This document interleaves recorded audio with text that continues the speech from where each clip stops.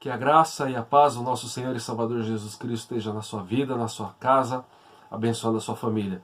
Que Ele te guarde, que Ele esteja falando ao seu coração neste momento, momento de reflexão na sua palavra. Hoje, que é dia 21 de junho, nós estamos aí praticamente, meus irmãos, há 6 meses enfrentando essa situação de isolamento social.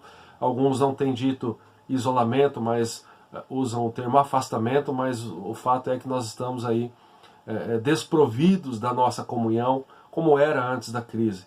Essa crise tem se mostrado para nós não como uma corrida de 100 metros, onde você usa toda a força ali, todo o teu fôlego, usa o pulmão ali no giro alto, vamos dizer assim, mas é algo rápido, Ela tem se mostrado para nós mais como uma maratona de 42 quilômetros. E eu não sei se você já ouviu um maratonista dizer, mas ele precisa de ter um controle muito profundo sobre as suas emoções, porque no meio da maratona ele vai pensar em desistir, ele precisa controlar o seu fôlego, controlar ali a sua capacidade de respirar, ele tem que saber o momento onde ele exige mais do seu corpo, o momento que ele exige menos, ele tem que se hidratar corretamente, E quando você conversa com um maratonista, certamente ele vai dizer, e quantas vezes no meio do caminho, no meio dos 42 quilômetros, ele pensa em desistir. E nós estamos aí há meses nessa situação, e o agravante de tudo isso é que muitas vezes nós pensamos em desistir.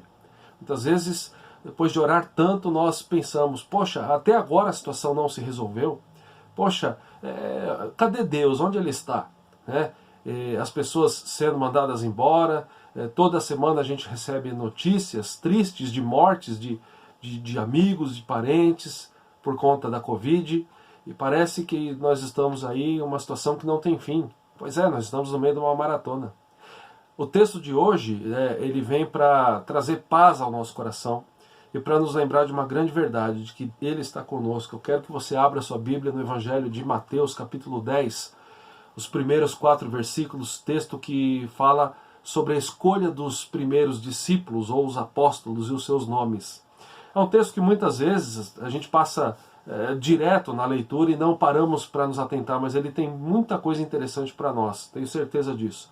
Mateus 10, o texto diz assim: tendo chamado os seus 12 discípulos, deu-lhes autoridade, deu-lhes Jesus autoridade sobre espíritos imundos para os expelir e para curar toda sorte de doenças e enfermidades.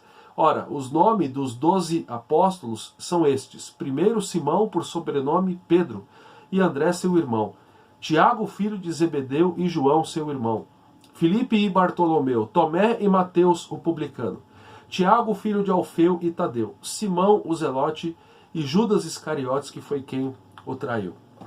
Se nós estamos falando de discípulos, vale mais uma vez a gente lembrar o que é um discípulo. É um seguidor de Jesus. É um homem, é uma mulher que recebeu um chamado, e esse chamado é um chamado que não vem de qualquer pessoa. Não é um chamado para uma coisa qualquer, é um chamado para uma mudança radical de vida. Gosto sempre de lembrar da definição de Kate Phillips, dizendo que o discípulo é a pessoa que aprende o estilo de vida, as palavras e as atitudes do seu mestre, e ele assume isso na sua vida. Não é simplesmente a gente ter informação, mas é formação. E ele aprende isso e ele muda a sua vida porque ele tem um chamado específico de fazer com que essa mudança própria cause mudança na vida de outras pessoas. E aqui a gente entra numa área muito interessante, nesse tempo de afastamento social. Eu nunca vi tanta live na minha vida. Quando você entra numa rede social, quando você entra, por exemplo, no Facebook, no Instagram, toda hora tem live de tudo que é assunto. Nós estamos fazendo algumas, mas a gente deixa de refletir em um aspecto muito importante. A gente está tendo um excesso de informação muito grande. Tá? E nós vivemos no meio de uma geração, nós precisamos lembrar disso, que é uma geração incrédula na sua grande maioria. Aqui na nossa cidade, no nosso país, por mais que existam aí pesquisas apontando de que daqui a alguns anos metade da população brasileira será evangélica, talvez metade pense ser evangélica, mas isso não significa que de fato sejam um país onde metade dos seus habitantes sejam discípulos de Jesus. Por quê? Porque o que nós vivemos é um excesso de informação. E eu preciso parar e refletir com você em um aspecto muito importante. Isso tem gerado em nós formação. Se a gente vive na era da informação, se nós estamos com excesso de lives, de cursos, né, de palavras sobre todas as áreas, a gente tem de fato experimentado, né, transformação na vida. Né? Olha só o resultado que a gente tem de excesso de informações. Né? Por mais que as pessoas não percebam, existe uma crença, né, uma narrativa de que nós somos os únicos responsáveis, né, por buscar e por alcançar, né, questões que são muito buscadas hoje, por exemplo, a nossa independência financeira, o sucesso, a felicidade. Tem muitas pessoas afirmando que você precisa levantar de manhã cedo e olhar no espelho e dizer o seguinte: você é o único responsável por ter uma vida feliz. Mas essa é uma narrativa falsa. Por quê? Porque nós sabemos que não temos o controle sobre nada na nossa vida. A gente não sabe nem se nós chegaremos ao final do dia vivos. Né? Nós não temos a capacidade de olhar no espelho e dizer: câncer, vai embora. De dizer simplesmente, a fazer uma afirmação, né? Problemas vão embora, olhando para a nossa família, e os problemas vão embora. A gente sabe que as coisas não são assim. Né?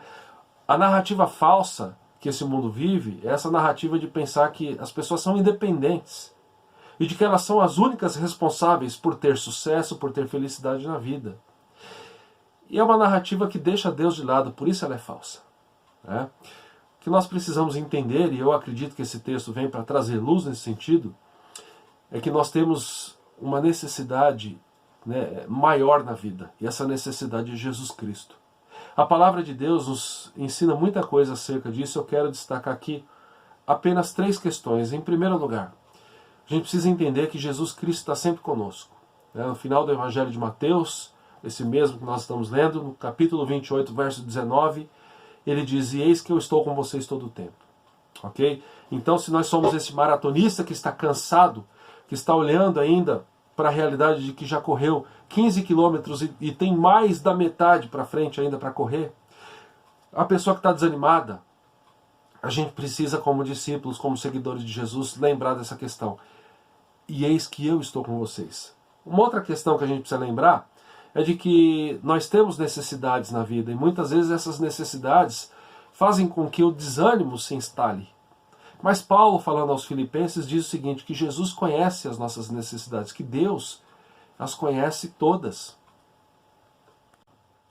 Ele deixa isso muito claro em Filipenses 4,19. O meu Deus, segundo a sua riqueza em glória, há de suprir em Cristo Jesus cada uma das nossas necessidades. Então Deus, através de Jesus, Ele está sempre conosco, conhece as nossas necessidades. E se a gente está no meio dessa maratona, e tem algo muito interessante acontecendo também que a gente precisa, né, mencionar, e temos mencionado sempre. Nós estamos no meio de uma geração que critica muito, né, o próximo, mas esquece de fazer a autocrítica. E quando a gente faz essa autocrítica, a gente percebe que existem mazelas aí nas nossas vidas, existem palavras que precisam mudar, existem posturas que precisam mudar, né? Como exemplo, por exemplo, é bom, né? Você está dirigindo o seu carro, você está ouvindo um louvor a Deus, e aí um motoqueiro passa do seu lado e entra com tudo na sua frente, você percebe como você já fica nervoso. E aí, quando você faz autocrítica, você para e pensa: poxa, eu preciso mudar eu preciso ter mais autocontrole. Né? Mas as pessoas não pensam assim, elas pensam apenas em criticar o próximo. E o cristão, quando ele olha para a própria vida, ele pensa: poxa, quanta coisa tem que mudar em mim. Mas até aí Jesus nos ajuda, porque Paulo, falando a problemática da igreja de Corinto, ele diz no capítulo 6, a primeira carta, verso 11, que é Jesus Cristo quem nos justifica e quem nos santifica.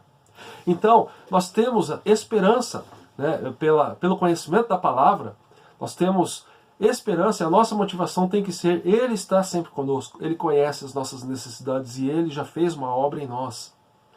Então, se nós estamos aqui no meio de uma geração que busca apenas informação, eu e você, como seguidores do Cristo, nós precisamos entender o seguinte: a minha vida está sendo transformada, eu estou sendo transformado. Eu estou em processo de formação de ser um bom discípulo de Jesus. E aqui, meus irmãos, mencionando tudo isso, nós já temos uma grande lição, uma primeira grande lição que eu gostaria de compartilhar com você nessa noite. Se por um lado, né, nós devemos lutar contra, né, esse entendimento, contra essa narrativa falsa que domina a nossa sociedade, de que nós somos os únicos responsáveis, né, por alcançar aí a nossa felicidade. Se a gente sabe que isso é falso, se a gente sabe que a gente depende de Deus, uma grande questão aqui, nós devemos desenvolver a nossa vida. Isso significa, pastor, que eu devo viver assim, Deus me fez assim, com os meus erros, com as mazelas que eu carrego e tudo bem? Não, a gente deve buscar desenvolvimento? Sim. Eu devo buscar desenvolver os dons que Deus me dá? Sim. Se Deus te dá o dom de você ser um professor, seja o melhor professor. Médico, advogado, se Ele dar o dom para você escrever um livro, escreva. Né? A gente precisa entender o seguinte, nós temos dons e recebemos eles de Deus. Mas a gente precisa parar e fazer uma reflexão muito séria no sentido de que, mesmo entendendo que eu tenho dons, mesmo entendendo que eu devo ser bênção onde eu estou, com a minha profissão, com as minhas qualidades, com os diferenciais que eu tenho, nós somos diferentes uns dos outros. A gente precisa entender que o nosso objetivo principal de vida é o conhecimento de Jesus. Ele é a nossa maior necessidade. O conhecer a Jesus Cristo deve ser o objetivo principal da nossa vida. É assim que nós vamos conseguir, né, continuar aí correndo nessa maratona, ok? Jeremias 9, versos 23 e 24 traz muita luz para esta questão, para esse entendimento de que conhecer a Deus é o nosso maior objetivo. Assim diz o Senhor, o profeta diz, não se glorie o sábio na sua riqueza, nem o forte na sua força, e nem o rico nas suas riquezas, mas o que se gloriar, glorie-se nisto, em me conhecer e saber que eu sou o Senhor, e faço misericórdia, juízo e justiça na terra, porque destas coisas me agrado, diz o Senhor. Então, em primeiro lugar, nós precisamos entender o seguinte, e aqui é onde o texto de Mateus capítulo 10 começa a ser um texto mais aplicável nas nossas vidas. Né? Assim como Jesus entrou na vida destes homens, ele entrou na nossa. Ok? E assim como esses homens começaram um processo de formação como discípulos, eu e você precisamos parar por um momento, né, e responder, eu estou de fato desenvolvendo o meu discipulado? Eu estou desenvolvendo a minha vida? Eu estou conhecendo mais a palavra? Eu estou experimentando uma mudança significativa no meu tempo de oração? Eu tenho qualidade de tempo com Deus?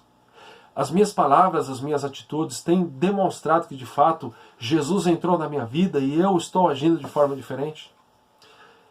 Mas para a gente continuar na maratona, a gente precisa lembrar o seguinte, nós somos homens e mulheres ainda que cometem pecados, nós temos falhas e esse texto nos traz luz para isso. No primeiro versículo, o texto está dizendo que foi Jesus quem chamou para ele discípulos e lhes deu autoridade sobre espíritos imundos para expulsá-los e para curar toda sorte de doenças e enfermidades. Antes de falar um pouquinho sobre os problemas que esses homens enfrentavam na vida, você vai perceber que eles eram homens iguais a nós, não eram super cristãos. Vamos perceber o que esse texto deixa claro. Quando a gente estuda toda a passagem, quando a gente estuda o Evangelho, você percebe que Jesus ele entra na vida desses homens com um chamado. Ele envia esses homens à obra missionária. Jesus ele está mostrando aqui que esses homens seriam embaixadores oficiais dele mesmo, dele próprio, do Senhor Jesus. Ou seja, eles seriam investidos de autoridade para representar aquele que os enviou, ou seja, Jesus.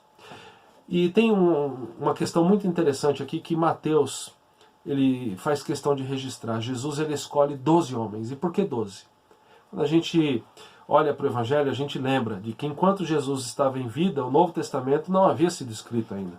Na verdade, a Bíblia do judeu, né, a Bíblia do povo que esperava o Messias, né, que esperava o enviado de Deus, o príncipe de Israel, né, era o povo que conhecia o Antigo Testamento. E você tem uma palavra em Gênesis 49, verso 28, dizendo que este reino de Israel seria representado por 12 patriarcas. E interessante que Jesus ele escolhe aqui 12 homens. Então é um paralelo muito interessante para a gente perceber o que Jesus estava demonstrando aqui, que ele de fato é o Messias, de que ele de fato é o esperado de Israel. A promessa, ele é o cumprimento da promessa em pessoa. Ele é o próprio Deus, né? E isso é muito interessante, isso é instrutivo, né? Uma outra questão aqui é o fato de que esses mesmos homens que foram intimados para essa obra de Deus, né, são homens que agora são colocados como cabeças deste povo. Quando a gente olha para a palavra, você vai perceber que eles foram intimados, né, a orar para que o Senhor da Seara enviasse trabalhadores para a sua Seara. Está no capítulo 9, verso 38. E agora esses homens são colocados como cabeça desse povo. Ou seja, o que eu estou querendo dizer com tudo isso aqui?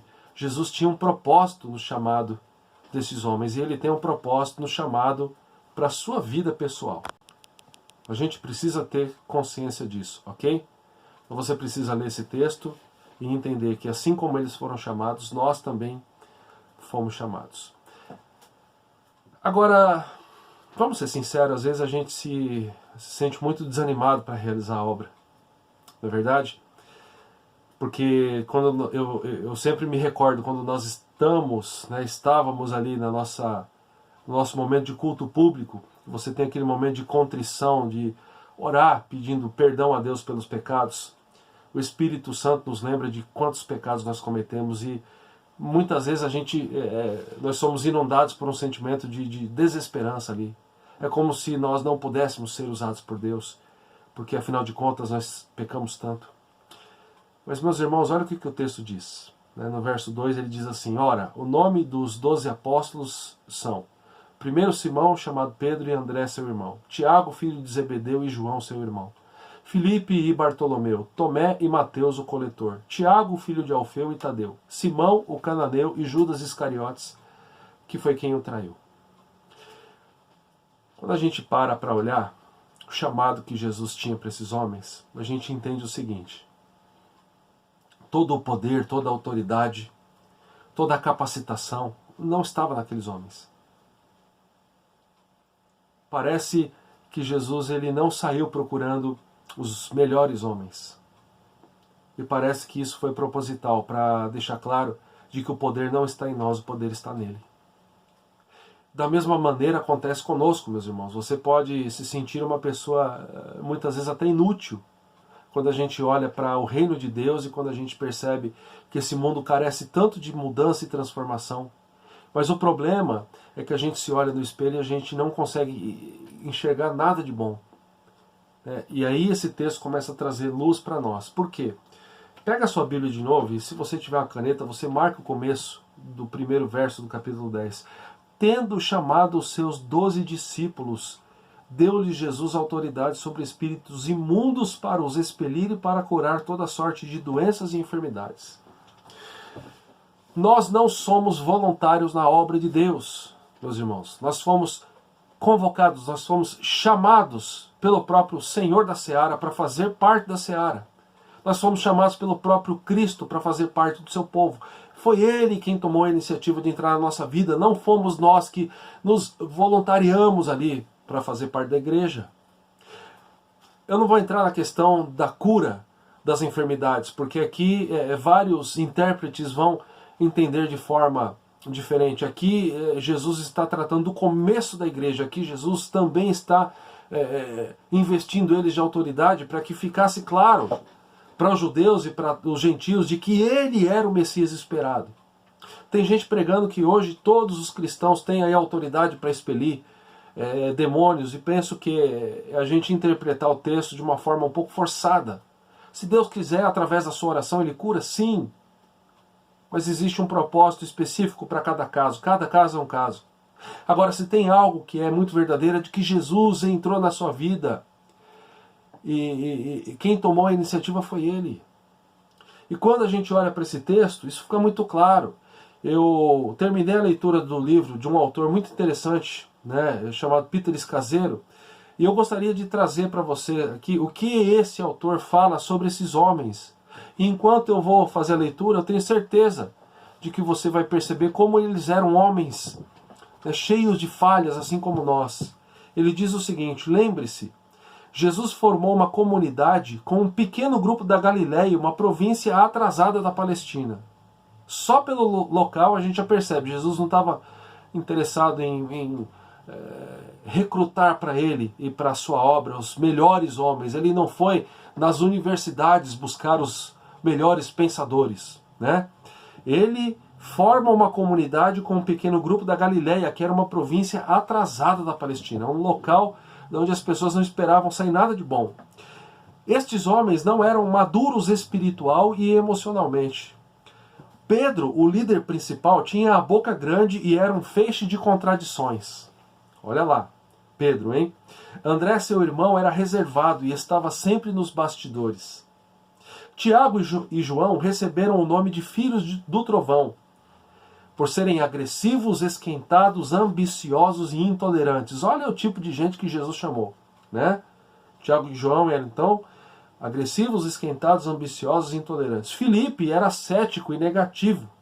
Tinha uma visão limitada. Não podemos fazer isso, resumiu sua fé quando confrontado com o problema de alimentar as 5.000 pessoas. Continuando, Natanael Bartolomeu era preconceituoso e teimoso. Mateus era a pessoa mais odiada de Cafarnaum, trabalhando numa profissão que abusava do povo inocente. Tomé era melancólico, indulgentemente depressivo e pessimista. Tiago, filho de Alfeu, e Judas, filho de Tiago, eram pessoas sem importância. A Bíblia não diz nada a respeito deles. Simão o Zelote foi um combatente da liberdade e um terrorista do seu tempo. Judas o tesoureiro foi solitário e foi ladrão. Ele fingiu ser leal a Jesus e finalmente o traiu. Percebe aqui uma grande realidade. Esses homens eram homens que lutavam com problemas de caráter, problemas de talvez se olhar no espelho e entender, não tem importância nenhuma, mas Jesus entrou na história deles, entrou na vida deles. Então a gente precisa entender o seguinte: por que essa palavra, por que esse chamado desses homens aqui está registrado? Por que Jesus os chamou sem medo de errar? Porque Jesus tinha um propósito para a vida deles. Agora pense em você, por que Jesus te chamou? Faça a pergunta para você mesmo: por que Jesus me chamou? Sabe por quê, meu irmão? Porque Ele tem um propósito para a sua vida. O propósito que você seja sal da terra e luz do mundo. O propósito que você seja um embaixador em seu nome, que você seja um representante dele. E que mesmo sendo uma pessoa que luta com dificuldades, que você coloque isso em prática. Para isso a gente precisa entender o seguinte, né? Devo então, vou mais uma vez voltar nessa mesma tecla, bater na mesma tecla. Eu devo então desenvolver os dons que eu tenho? Sim. E eu devo fazer isso para honrar a glória dele.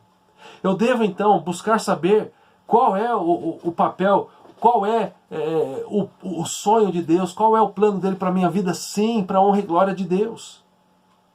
Ah, pastor, mas eu não sei falar, mas você tem um outro dom, e se Jesus te chamou, existe um propósito, existe algo que Ele espera que você faça. Aí a igreja é uma grande bênção para a gente buscar, né, esse aperfeiçoamento. Lembra do que Paulo diz aos Colossenses: habite ricamente em vocês a palavra de Cristo, instruí-vos e aconselhai-vos juntos em toda a sabedoria, louvando a Deus com salmos e hinos e cânticos espirituais, com gratidão no coração de vocês.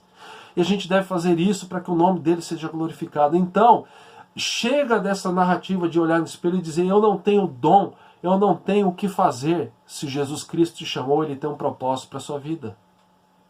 É interessante também que Escaseiro, nesse livro, ele vai tratar da questão de que se nós queremos ser adultos, espiritualmente maduros, nós temos que ser maduros também na nossa vida emocional. E ele trabalha a questão aqui de bebês, crianças, adolescentes e adultos emocionais. Eu não vou ler tudo não, mas depois a gente poderia até ter um momento, né, quando a gente voltar à nossa reunião pública, para a gente refletir com um pouco mais de profundidade nisso. Existem adultos que são bebês emocionais, né? São pessoas que jogam a culpa de todos os acontecimentos no próximo, né? O que é um bebê emocional? É a pessoa que procura que os outros tomem conta deles. Traz isso para a nossa espiritualidade, né? Aquela pessoa que busca a igreja para que as suas emoções sejam cuidadas, para que eu estou aqui na igreja porque eu preciso me sentir melhor. Porque Deus tem que tirar essa tristeza do meu coração, e ela busca apenas isso. Escaseiro vai dizer, é um bebê emocional. O bebê emocional é a pessoa que tem grande dificuldade de entrar no mundo dos outros, perceber que existem pessoas ao seu redor, de que elas também têm necessidades. Ou seja, nós não somos as únicas pessoas que sofrem, né? Um bebê emocional é aquela pessoa que é movida pela gratificação instantânea, trazendo para dentro da igreja aquela pessoa que busca a igreja porque hoje eu estou triste, então eu vou lá porque o pastor tem que trazer uma palavra que faça com que eu vá embora mais feliz um pouquinho, né? E é uma pessoa que usa os outros como objetos para atender às suas necessidades. E aí ele vai dizer, esse é um bebê emocional. Uma pessoa assim, talvez ela vai passar a vida toda dela dizendo assim, eu não posso ser usado por Deus, porque eu sou um coitado, ninguém me vê, ninguém me percebe, eu não tenho dom. Tá? E aí ele vai dizer que esse é o bebê emocional. Tem a criança emocional, o adolescente emocional e tem o adulto emocional. O adulto emocional é a pessoa que identifica a sua necessidade e consegue pedir o que quer ou prefere, com clareza, direta e honestamente. É a pessoa que ela sabe que ela tem necessidades, mas que ela não é a única que tem necessidade. É a pessoa que reconhece, administra e assume responsabilidade por suas ideias e sentimentos. É a pessoa que ela diz o seguinte, né? Um adulto emocional é aquele que ele vai dizer, se Jesus está na minha vida e eu tenho dom, eu preciso buscar, eu preciso entender qual é o meu papel. Eu preciso entender que existe um propósito dele para mim. E se ele me chamou, ele é consciente das minhas falhas e das minhas imperfeições, mas ele também diz que está comigo, então eu creio nisso, eu tenho um caminho para viver de acordo com a vontade dele. É uma pessoa que respeita o próximo sem querer mudar o próximo. Eu ouvi uma frase muito interessante essa semana, até compartilhei na nossa reunião de oração, dizendo que as pessoas não querem ouvir a nossa opinião, elas querem ouvir a opinião delas saindo da nossa boca. Né? Seja no âmbito político, seja no âmbito aí do enfrentamento dessa crise do coronavírus, né? Seja no âmbito das ideias sobre religião e espiritualidade. As pessoas têm dificuldade de perceber que o nosso próximo, muitas vezes, ele vai pensar diferentemente de nós, né? O adulto, emocionalmente falando, é a pessoa que dá espaço para que o outro cometa erro e para que ele não seja perfeito. Por quê? Porque ele tem uma convicção muito grande, assim como o Paulo tinha. O adulto emocional, ele é aquele que ele vai dizer o seguinte, eu sou pecador ainda, eu sou o pior dos pecadores.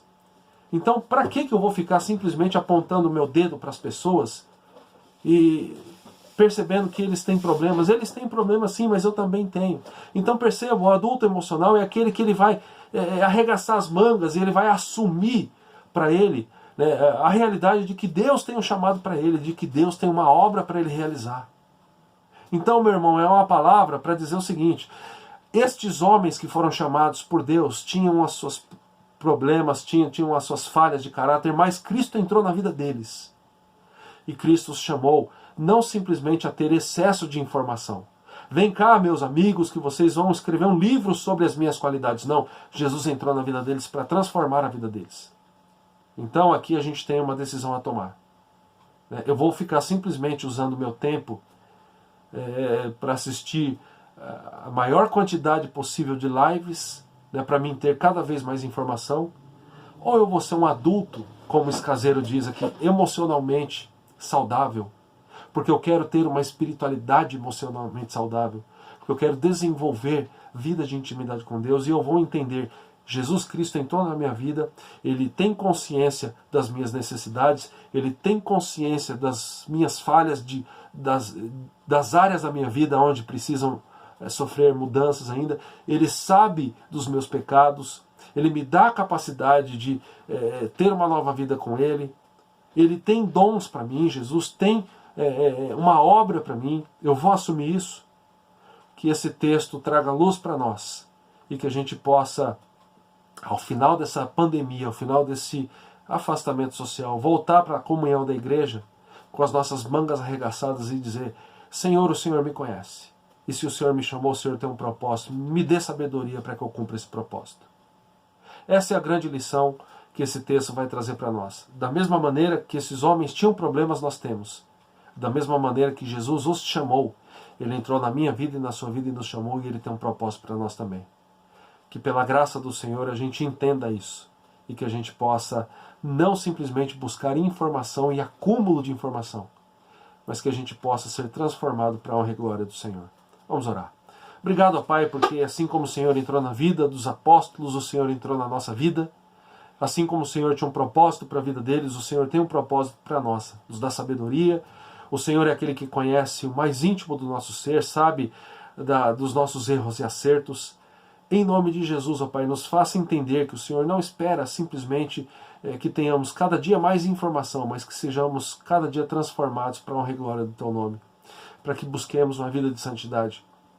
E para que sejamos homens que possam refletir por onde andarem, homens e mulheres que reflitam, né, a vida de Jesus em nós. Nós pedimos que o Senhor continue a derramar graça e misericórdia sobre nós e oramos e entregamos as nossas vidas e a nossa igreja e a nossa família e toda essa situação em Teu nome, Senhor Jesus. Amém e amém. Que a graça do nosso Senhor e Salvador Jesus, que o amor do nosso amado e eterno Pai, que a comunhão e o consolo do Santo Espírito estejam sobre nós e sobre todo o povo do Senhor, hoje e para todo sempre. Amém e amém. Pegue toda a informação que você tem, todo o conhecimento que você tem e transforme a sua vida para a honra e glória do Senhor Jesus, que está com você, que habita em você. Que Deus te abençoe.